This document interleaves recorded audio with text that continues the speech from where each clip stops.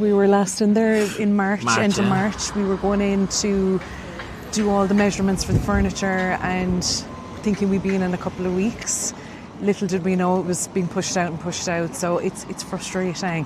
What should be the most exciting time of our lives, it's just the fun is gone out of it. Yeah, it's just. But I think it's frustrating. I think that one of the biggest things for us, is, so we were given an initial move-in date, and then it was March, then April, then May, then June, then July, and we heard nobody kept us in the loop, I suppose, about a delay until some other lady that works in a different bank, it was nothing to do with our mortgage, told us that was October.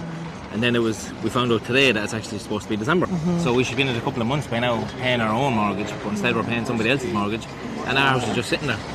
It has everything in it. It has carpet. The only thing it's missing is electricity.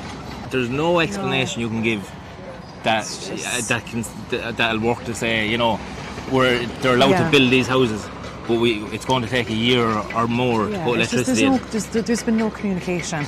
And just the not knowing, constantly having it pushed out, it's just hard to look forward to anything because we're afraid to get our hopes up at this stage. We've had our hopes up for months and months. Yeah. We've been telling the kids, you're moving in, you're doing this. And even they're disappointed. We thought we'd be in for the last year of primary school. And we nearly gave up a few times. We were going to pull the plug. We went looking at different houses.